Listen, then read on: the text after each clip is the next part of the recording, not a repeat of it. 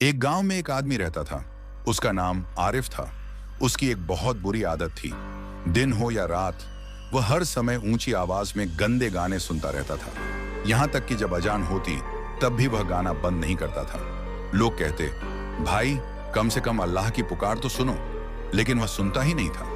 मोहल्ले के लोग उसके लिए चिंतित रहते थे और बड़े बुजुर्ग उसे देखकर अपना सिर पकड़ लेते थे। वह अपने मोबाइल फोन, स्पीकर और संगीत में खोया रहता था। एक दिन अल्लाह का फैसला आया। वह सड़क पार कर रहा था कि तभी एक तेज रफ्तार कार ने उसे जोर से टक्कर मार दी। लोग दौड़े दौड़े आए और एम्बुलेंस बुलाई गई। डॉक्टरों ने कहा, उसकी सांसें कभी भी रुक सकती हैं, उसके पास बस कुछ ही पल बचे हैं। परिवार और रिश्तेदार उसके आसपास इकट्ठा हो गए। आंखों में आंसू भरकर उसने कहा, आरिफ बेटा, कलमा पढ़ो, अल्लाह को याद करो, ला इलाहा इल्लल्लाह कहो।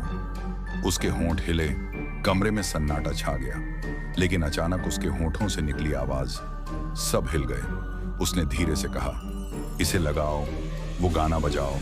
रिश्तेदार चिल्लाए, तौबा, ऐ अल्लाह रहम करो। आरिफ की सांसें थम गईं और सब समझ गए कि इंसान के आखिरी पल उसके जीने के तरीके से तय होते हैं।